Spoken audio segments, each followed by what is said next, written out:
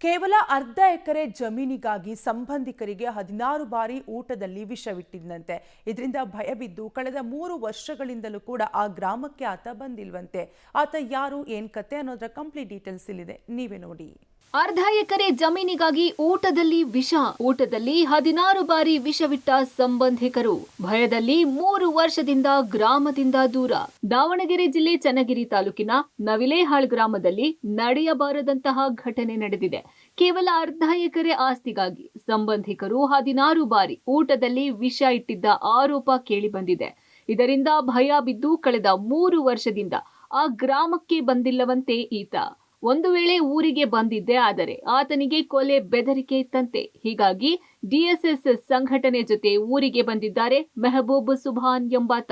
ನವಿಲೇಹಾಳ್ ಗ್ರಾಮದ ಮೆಹಬೂಬ್ ಸುಭಾನ್ ಎಂಬಾತ ಕಳೆದ 5 ವರ್ಷದ ಹಿಂದೆ ಗ್ರಾಮದಲ್ಲಿ ಅರ್ಧ ಎಕರೆ ಜಮೀನು ಖರೀದಿ ಮಾಡಿದ್ರಂತೆ. ತಾನಾಯ್ತು ತನ್ನ ಪಾಡಾಯ್ತು ಅಂತ ಉತ್ತಮ ಜೀವನ ನಡೆಸ್ತಿದ್ರಂತೆ. ಇದನ್ನು ಸಹಿಸದ ದೂರದ ಸಂಬಂಧಿಗಳಾದ ಫಕೀರ್ ಸಾಬ್ ಹಾಗೂ ಜಮಾಲ್ ನಿತ್ಯ ಚಿತ್ರಹಿಂಸೆ ಕೊಡ್ತಿದ್ರಂತೆ. ಕಂಡಲ್ಲಿ ಮೆಹಬೂಬ್ ಸುಭಾನ್ ಮೇಲೆ ಹಲ್ಲೆ ಮಾಡುವುದು, ಕುತ್ತಿಗೆ ಹಿಸುಕುವುದು ಮಾಡ್ತಿದ್ರಂತೆ.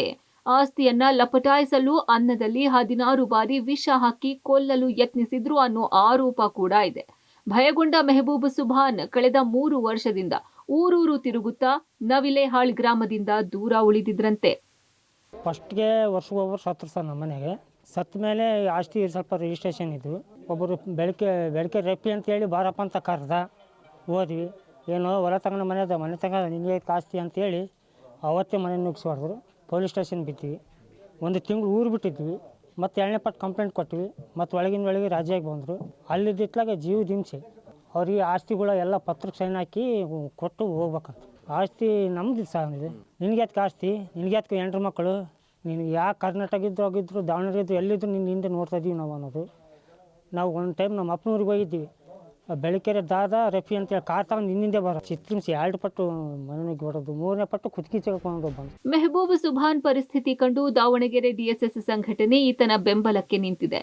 ಸುಭಾನ್ ಮೇಲೆ ಹಲ್ಲೆ ಮಾಡುವ ವ್ಯಕ್ತಿಗಳ ವಿರುದ್ಧ ಕಾನೂನು ಕ್ರಮ ಕೈಗೊಳ್ಳುವಂತೆ ಅಧಿಕಾರಿಗಳಿಗೆ ಮನವಿ ಮಾಡಿದ್ದಾರೆ. ಈ ಮೊದಲು ಪೊಲೀಸರಿಗೆ ಹಲವು ಬಾರಿ ದೂರು ನೀಡಿದ್ರೂ ಪ್ರಯೋಜನವಾಗಿಲ್ಲ. ಈ ಕಾರಣಕ್ಕಾಗಿಯೇ ದಲಿತ ಸಂಘರ್ಷ ಸಮಿತಿ ಮುಖಂಡರು ಸುಭಾನ್ ನೆರವಿಗೆ ನಿಂತಿದ್ದು ಶಾಶ್ವತ ಪರಿಹಾರ ಕಂಡುಕೊಡುವುದಾಗಿ ಭರವಸೆ ಕೊಟ್ಟಿದ್ದಾರೆ. ಅಂತೇಳಿ ಅವ್ರ ತಂದೆ ಹೆಸರು ರಾಜಾ ಸಾಬ್ ಅಂತೇಳಿ, ಅವ್ರು ನವಿಲೇಹಾಳ್ ಗ್ರಾಮದವರು, ಮುಸ್ಲಿಂ ಜನಾಂಗದವರು. ಅವರು ಈ ಊರಲ್ಲಿ ಅವ್ರ ಸಂಬಂಧಿಕರಲ್ಲಿ ಒಂದು ಅರ್ಧ ಎಕರೆ ಜಮೀನು ಖರೀದಿ ಮಾಡ್ತಾರೆ 2011ರಾಗೆ. ಅರ್ಧ ಎಕರೆ ಜಮೀನು ಖರೀದಿ ಮಾಡಿ ತೊಗೊಂಡಿರ್ತಾರೆ. ರಿಜಿಸ್ಟ್ರು ಕೂಡ ಅವ್ರಿಗೆ ಎಲ್ಲ ದಾಖಲೆ ಆಗಿರ್ತಿತ್ತು ಸಂಬಂಧಪಟ್ಟ ಇಲಾಖೆಯಿಂದ ದಾಖಲೆ ಆಗಿರುತ್ತೆ. ಮತ್ತು ಇಲ್ಲಿ ಊರಲ್ಲಿ ಕೂಡ 2 ಮನೆ ಇದ್ದಾವೆ. ಅವರು ಆ 2 ಮನೆಯೂ ಅದು ಇಟ್ಕೊಂಡು ಅವ್ರು ಮೈಕ್ ಸೆಟ್ಟು ಇದನ್ನು ಶಾಮಿಯಾನ ಅದೆಲ್ಲ ಮಾಡ್ಕೊಂಡು ಅದು ಬಿಸ್ನೆಸ್ ಮಾಡ್ತಿರ್ತಾರೆ.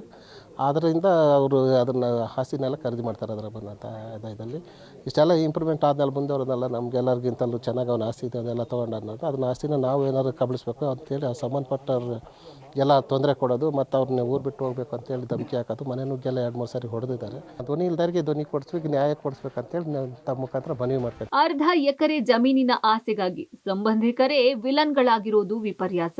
ಸಂಬಂಧಗಳಿಗಿಂತ ಆಸ್ತಿಯೇ ಮುಖ್ಯವಾಯಿತ. ದೂರು ನೀಡಿದ್ರೂ ಪೊಲೀಸರು ಕೈಕಟ್ಟಿ ಕೂತಿರೋದ್ಯಾಕೆ ಅನ್ನೋದೇ ಸದ್ಯದ ಪ್ರಶ್ನೆ. Puneeth Apthi, public TV, Davanagere.